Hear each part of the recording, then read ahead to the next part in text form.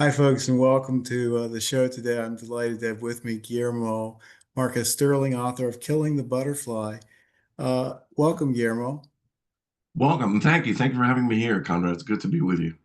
So, Guillermo, you were one of the first of Santos books products or authors, and I really appreciate the risk of sorts you took with us.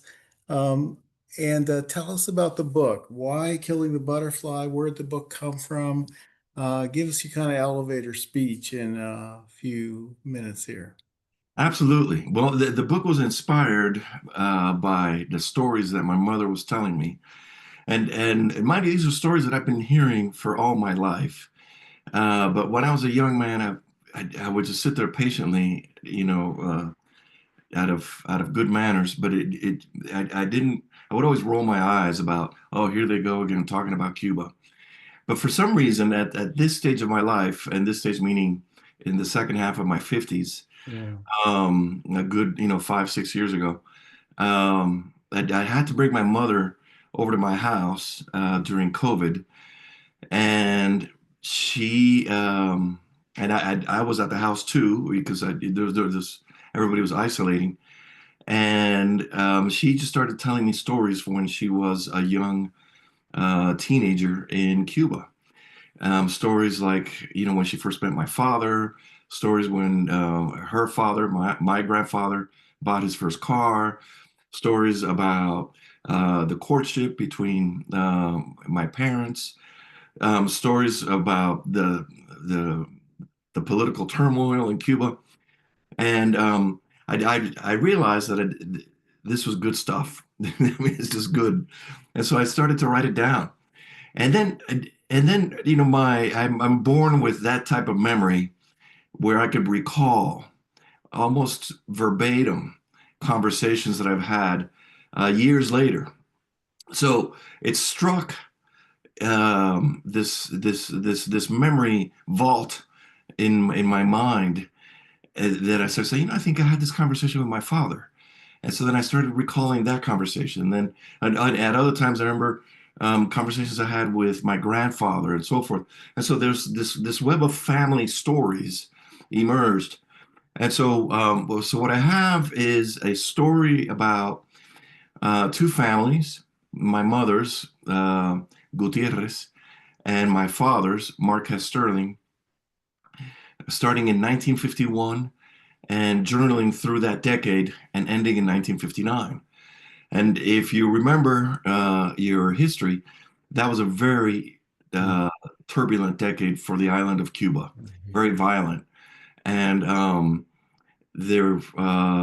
started to put side by side the stories of my family with what was happening in the island, and I started to realize the connections.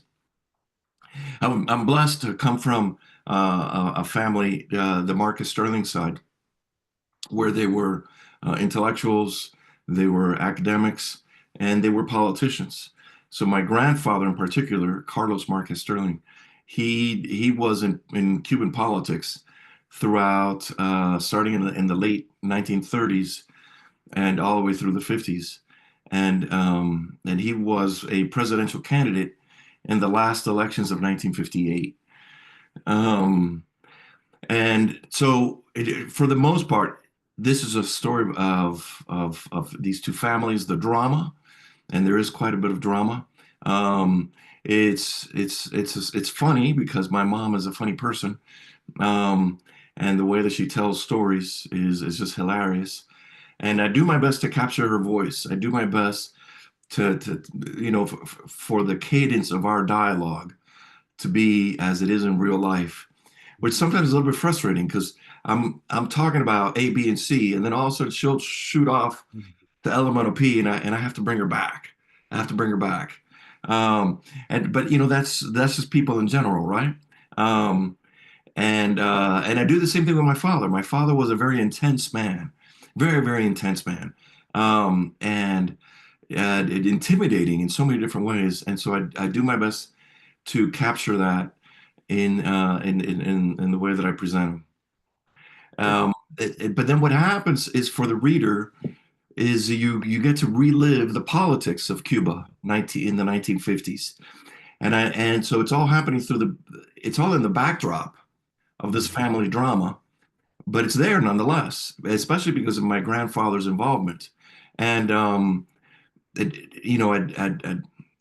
at home at dinner, they didn't talk about fashion. They didn't talk about TV shows. They talked politics. Mhm. Um, and that was the conversation that was mandated. Um, so I present that, and you get to see what happened, how it happened. Um, um, the first dictatorship of Fulgencio Batista, and he was running for president, and then he decided that he might lose the elections. So then he did a coup d'état, which was bloodless. It was seamless.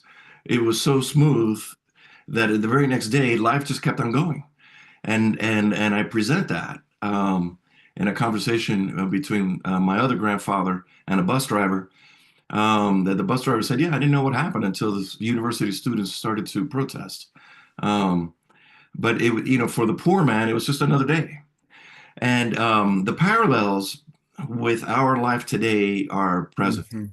And what I've been telling people is for those who have eyes to see, you will make the connections.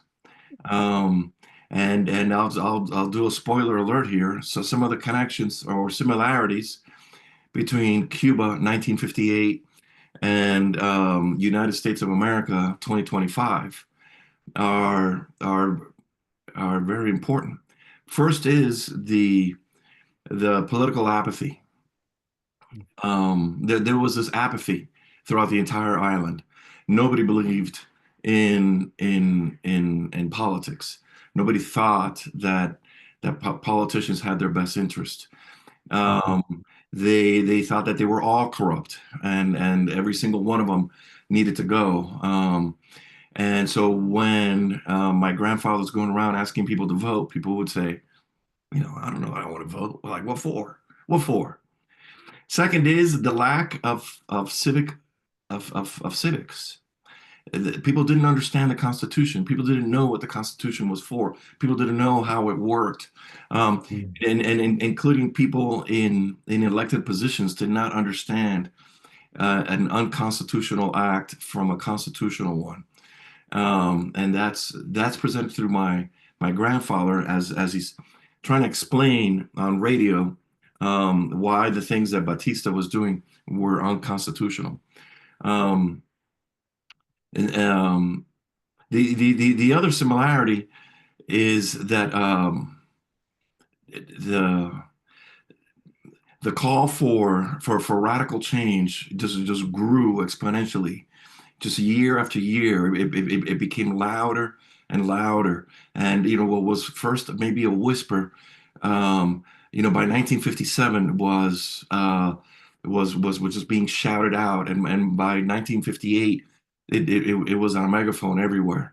So that's something that I've been seeing here for a while. This is the call for radical change, like revolution, has been getting louder and louder in our country. Um, so it's a sad thing. The other thing is, the authoritarian regime of Batista. Um, he was a narcissist. He was a person that constantly needed to be adulated. He was a person who didn't want to be challenged. He was a person who, by force, would do what he wanted, and there were no consequences. And so the lack of consequences for Batista's actions just was laying out the groundwork for the arrival of Fidel Castro. And so basically speaking, the book kind of lets you see how the creature of Fidel Castro was created, and it's a lesson for our times because I'm I'm I don't want an American version of Fidel Castro Mhm. emerging into our culture. This is a remarkable book at many levels. I coach my authors to show, not tell.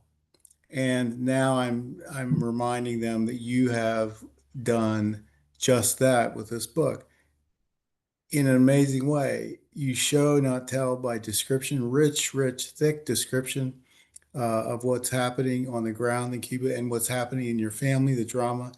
But also you do that through dialogue. I mean, the book is dialogue after dialogue after dialogue. And so description and dialogue are keys to showing the reader, not just telling the reader what's happening. Tell us a little bit about your writing style. Where did you learn to write? Why do you love to write? How do you write? When do you write? Because you're a remarkable writer. Thank you. Thank you. Well, Conrad, it's a craft. It It's a is. craft. I moved not too long ago from St. Pete, Florida to Arizona. And in packing, I came across one of my early books. And I went and I picked it up and I started reading it. And I was like, oh my God, who wrote this? And who thought it was good enough to be published? I saw that early work of mine and I was just, I'm my worst critic. But it's obvious I've come far since my early writings, because it's like any craft. You have to be at it. You have to do it. Whether you're a musician, whether you're a painter, and in my case, a writer. Writers need to write, and then writers need to you know be honest about their work, if and receive the constructive criticism with a good ear. And so um, because of my profession, receiving constructive criticism is a weekly thing. I'm a pastor for those who don't Yeah. know it. um, but yeah, so I have a degree in literature. I took classes in creative writing. I was a school teacher for a while, and I, in teaching the kids about literature and in teaching about writing, certain things get ingrained. Of course, just being a voracious reader, and just constantly reading and reading the kind of material that fits with the kind of writer I want to be. So I'm just not going to read anyone. I'll be very, very selective about the author that I pick up. Um, the and the balance between narration and dialogue, I think, is important, and mostly for the reader herself, um, so that they could start creating an image in their mind of what's happening. Um, and it is through dialogue that the characters come alive. It is through dialogue that you get to see and hear and feel the essence of their nature. Um, and certain characters have propensity for curse words, and certain characters are very, very, very clean and proper. Certain characters, can recite poetry, and certain other characters make fun of poetry, and that's the kind of stuff that needs to come out. Um, and and and so it was important for me in this book also to just kind of like lay out an introductory uh, um, chapters that get the reader connected to the characters, because it is through those characters that the story unfolds. Um, so if I've the best praise I've gotten for the book is readers have come up to me to tell me, "Oh my God, Guillermo, I just love your mother. She's so funny. She's so genuine. I know somebody like her." And that to me is like, it's like, yes, I did it. Wonderful, perfect. You know? Yeah, your narration without being present. I mean, it's almost like you manage to narrate the book, but without the reader even almost being aware that you're there, because they are drawn so much into the drama, so much into the story. Again, at both the level of Cuba, but also your family. Thank you so much for doing this for all of us. Thank you for being part of Santos Books. Thank you, Guillermo. Thank you, Conrad. Really appreciate it. Yeah, Take care. you too. Okay,